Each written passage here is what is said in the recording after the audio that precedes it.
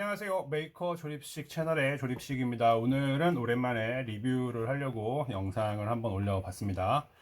오늘 저 리뷰를 하려고 하는 제품은 알리에서 구매를 한 디지털 마이크로스코프입니다. 현미경을 하나 장만을 했습니다. 저는 이제 이런 PCB나 이런 부분들에 있는 이제 칩들을 어떤 걸 사용하는지 이런 거를 보는 일들이 좀 자주 있는데 예전에 이제 안경을 살짝 위로 올리고 눈을 개슴츠레하게 뜨고 보면은 가까이서 보면 잘 보였는데 점점 안 보이더라고요. 그래가지고 좀 하기도 하고 현미경을 확대해서 보고 하는 게 되게 신기하잖아요. 올해 6살인 딸이 하나 있는데 같이 뭐 이런 걸 확대해서 보고 하면 재밌을 것 같아서 구매를 해봤습니다. 구매는 알리익스프레스에서 했고요. 한 15,000원 정도 주고 구매를 했어요. 한번 좀 찬찬히 살펴보도록 하겠습니다. 오긴 왔는데 뭐 엉망입니다. 사실 박스도 뭐 많이 찌그러져 있고 포장 상태는 좀 엉망이에요. 야시장 이런 데서 파는 제품처럼 그렇게 생겼습니다. 그래서 한번 보도록 할게요. 딱 열어볼게요. 열어보면은 뭐 이런 식으로 들어있어요. 박스. 그리고 이게 이제 현미경이고요. 설명서, USB A에서 C 케이블, 데이터 케이블입니다. 요거 하나 이렇게 들어있어요. 한번 켜볼까요? 자, 켜보도록 할게요.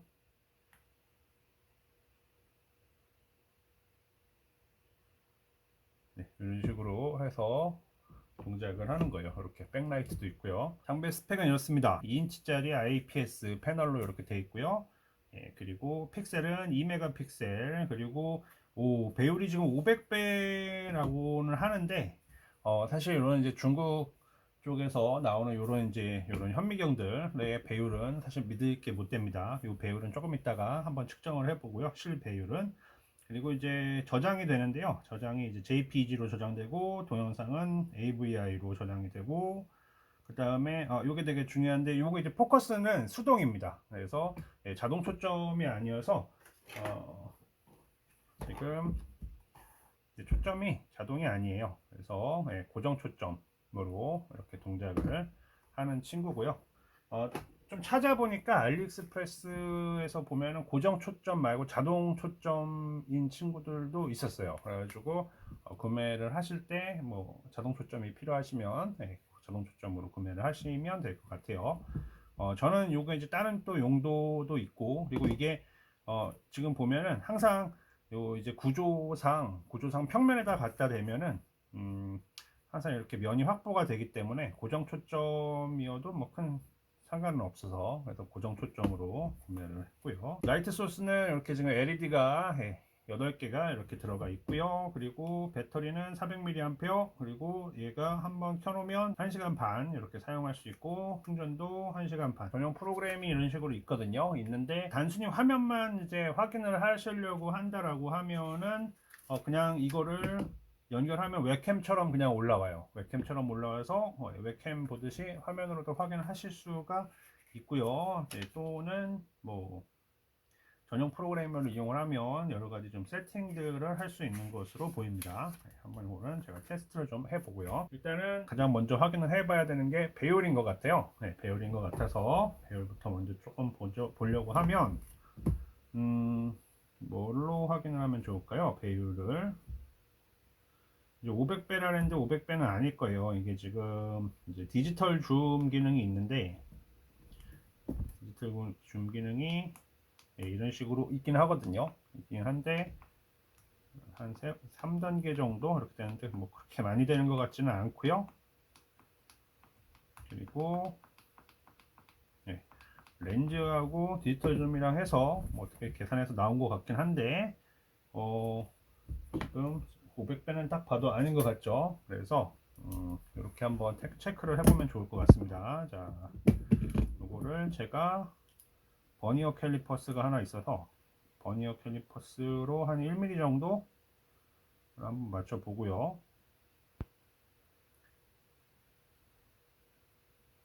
1mm를 이렇게 맞춰 보고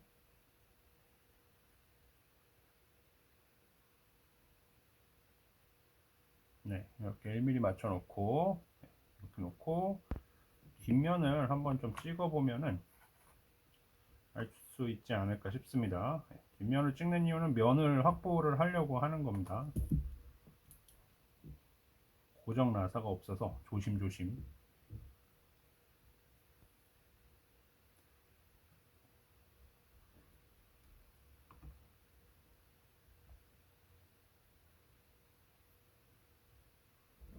이렇게 하면은 일단은 이게 지금 1mm에 해당을 하고,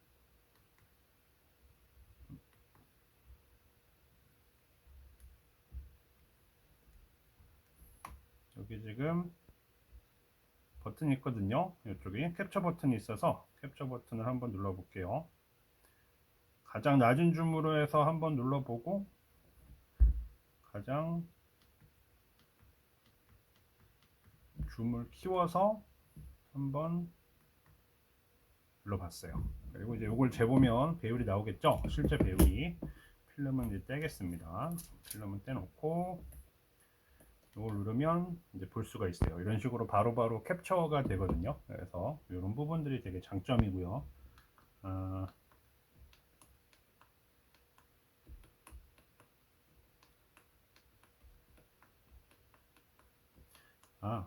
지금 제가 지금 봤는데 디지털 줌 기능은 없다고 보는 게 맞을 것 같아요. 아까 제가 확대를 하고서 찍기는 했는데 저장되는 거는 확대가 돼서 저장이 되진 않고 그냥 동일하게 저장이 됐거든요. 앞단에 찍은 거 이게 그 다음에 찍은 건데 줌을 3번을 했는데 그냥 줌은 여기서 보여주는 용도일 뿐 실제로 더 확대를 해서 찍거나 그런 용도는 아닌 것 같습니다.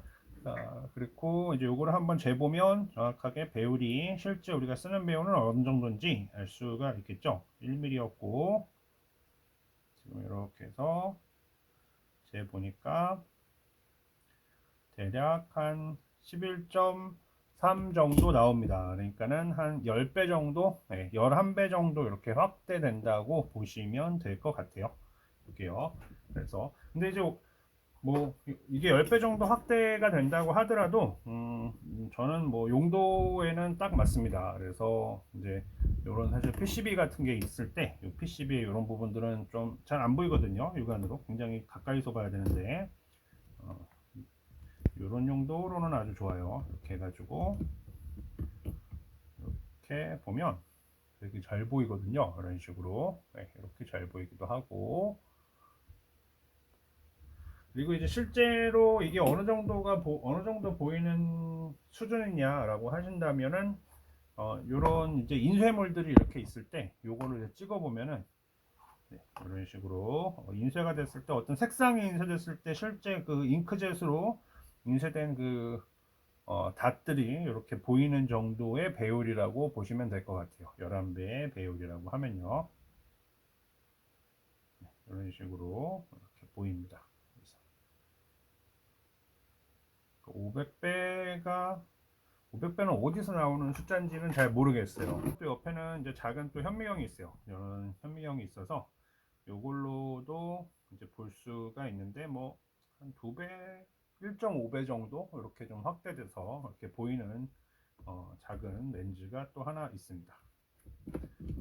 그래서 이렇게 되고 이제 SD 카드가 꼭 있어야 되는 건 아니고요. SD 카드를 넣어줘도 되고 SD 카드를 안 넣어주면 여기서 내장 메모리가 있어요. 내장 메모리가 있어서 이 내장 메모리를 통해서 사진을 몇 개의 컷들을 저장을 할 수는 있습니다. SD카드는 64GB까지 지원한다고 하고요. SD카드는 64GB까지 지원을 한다고 하고 그리고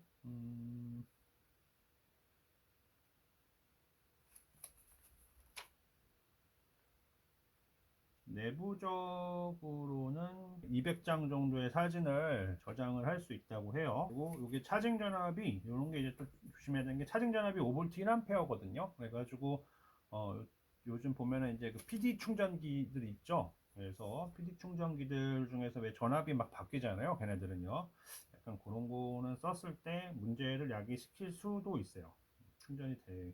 한번 해볼게요. 요거. 그런 부분들은 문제를 좀 줄 수도 있습니다. 동영상 기능도 된다고 하는데 카드가 없다고 뜨거든요. 지금 그래서 카드를 한번 넣어보고 그러고서 동영상을 한번 찍어 볼게요.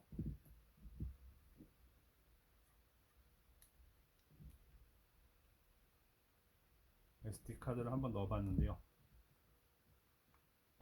SD카드가 들어가면 꾹 누르면 이렇게 동영상으로도 쓸 수가 있어요. 가격 대비해서는 기능이 되게 많은 것 같아요. 굉장히 좀 요긴하게 쓸 수 있지 않을까 싶습니다. 그리고 이제 요게 모드가 3개가 있는데요. 친구의 이제 장점 중에 하나라고 한다면 요거를 이제 PC에다가도 한번 연결을 해볼까 하거든요. PC에다가 데이터 케이블을 한번 연결을 해보겠습니다. PC에 데이터 케이블을 딱 연결을 하면 이런 식으로 뜨거든요. 이런 식으로 모드가 3개가 있어요. 첫 번째 모드는 이제 이걸 그냥 선택을 하면은 충전을 하면서 장치에서 그냥 바로 볼 수 있는 모드예요. 그래서 이걸 클릭을 하면 일단 충전을 하면서도 충전이 되면서도 관찰을 할 수가 있고요. 메모리 카드 리딩 모드면 이제 그냥 메모리 카드에 있는 데이터들을 보는 모드고, 그 다음에 여기 이제 3번째가 전 되게 마음에 드는데요. 컴퓨터 옵저베이션 모드가 있잖아요. 그거를 선택을 하게 되면은 이쪽을 눌러서 선택을 하면 이제 이때부터는 웹캠처럼 동작을 하는 거예요. 그래서 컴퓨터로도 한번 볼게요. 이런 식으로 PC에서도 확인을 할 수가 있어요. PC에서도 데이터를 확인을 할 수가 있습니다.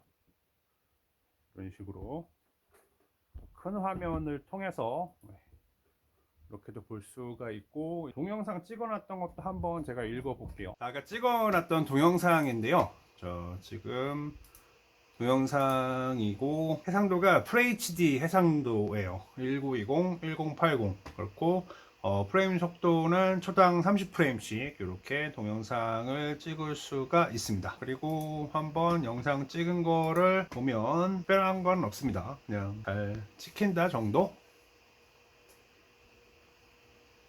좀 흐린 느낌이 있긴 한데 뭐 동영상 자체는 잘 찍히고요. 매뉴얼에서 보면은 전용 프로그램인 것처럼 소개를 하고 있는 게 있었어요. 그래가지고 다운을 받아 봤는데 전용 프로그램은 아니고 그냥 일반적인 그 카메라용 프로그램이었습니다. 이런 식으로 해서 바로 볼 수가 있고요. 이게 별도의 뭐 어떤 특별한 기능이 있거나 하지는 않습니다. 카메라의 세팅 같은 걸 좀 바꿔줄 수 있으면 좋은데, 카메라의 설정들을 몇 가지 이제 그 제조사에 따라서 열어놓는 경우들이 있거든요. 인텐시티라든가 화이트 밸런스라든가 뭐 이것저것. 그래서 카메라 컨트롤을 해서 할 수 있는데, 요거는 따로 열려 있는 건 없어요. 그냥 웹캠처럼 연결은 되나 세부적인 설정은 고정이다라고 보시면 될 것 같아요. 그래서 별도의 카메라 컨트롤이 불가능하고, 이거는 제가 가지고 있는 다른 프로그램으로도 시도를 해봤는데 안 돼요. 그래서 인텐시티나 화이트 밸런스, 뭐 감마 값이라든가 뭐 이런 것들을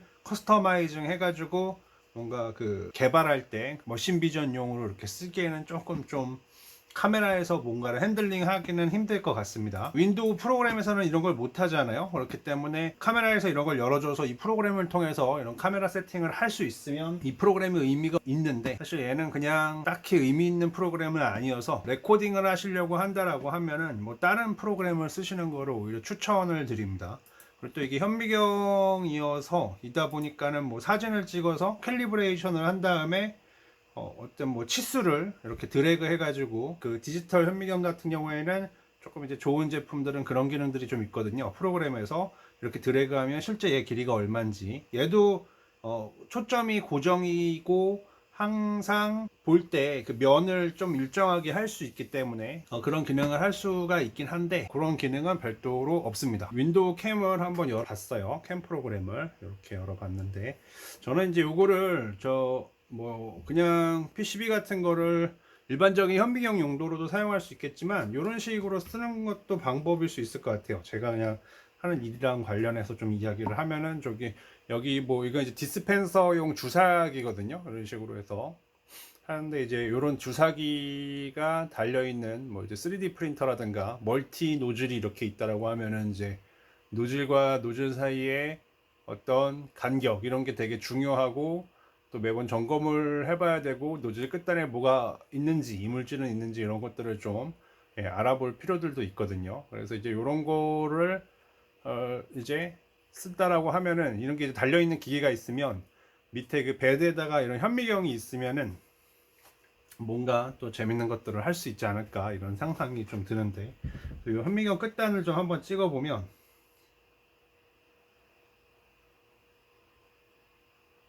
지금 뭐 이런 식으로 나와요. 그래가지고 뭐 노즐 끝단이라든가 이런 거에 이물질을 검사하거나 아니면은 이제 밑에 현미경을 항상 고정시켜 놓고 그 다음에 요거를 딱 잡아서 얼라인 같은 거를 이제 점검을 해볼 수도 있고요. 이런 용도로도 쓸 수 있지 않을까 싶습니다. 손을 제가 좀 많이 떠네요.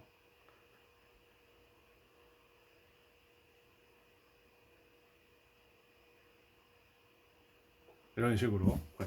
그래서 장비 같은 데다가 장비 개발이나 뭐 이런 거를 하려고 한다라고 하면은 그 베드 같은 데 밑에다가 놓고서 뭔가를 일정하게 측정하고 이런 것들을 할 수 있을 것 같기는 한데, 근데 약간의 좀 단점이 있긴 합니다. 자동화에다가 이거를 딱 엮으려고 하면, 자동화에다가 이놈을 딱 엮어서 뭔가를 해보려고 하면은 단점이 좀 있는데, 그 단점이 뭐냐면 지금 PC에 연결한 거거든요. 근데 이게 항상 상시로 해서 켜져 있으면 좋은데, 일단은 이 녀석을 키려고 하면은 일단은 얘를 키고 컴퓨터 옵저베이션 모드로 들어가야지 되고요. 선택을 해서 그 다음에 이 상태에서 들어가 가지고 뭐 계속, 화질이 안 좋은데 이건 제 핸드폰이랑 이 액정이랑 조금 좀 궁합이 안 맞는 것 같아요. 실제로 눈으로 보는 것보다 저 화면에서 보이는 게 화질이 더 안 좋을 거예요.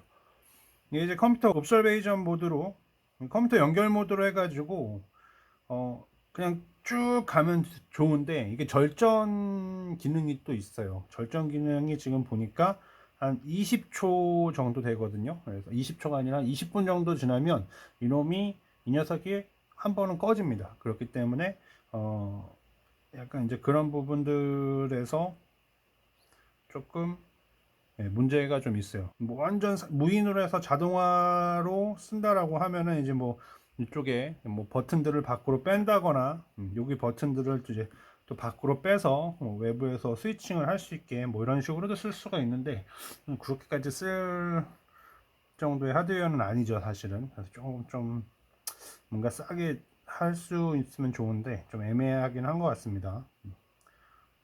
아예 뜯어서 뭔가를 빼서 쓰는 것도 나쁘지 않은 선택일 수도 있을 것 같아요. 네, 그렇고, 그리고 아까 설명을 안 드린 게 하나 있는데, 요게 이제 또 기능이, 라이트가 조절이 됩니다.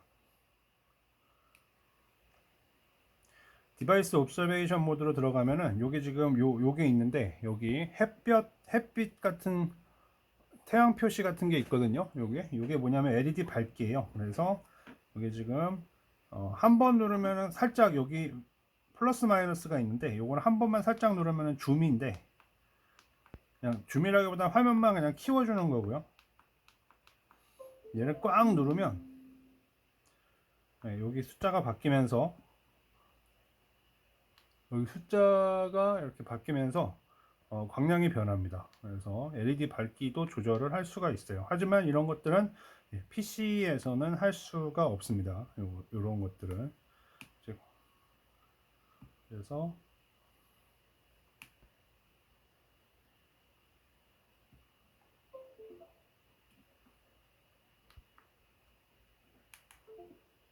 그래도 가격에 비해서는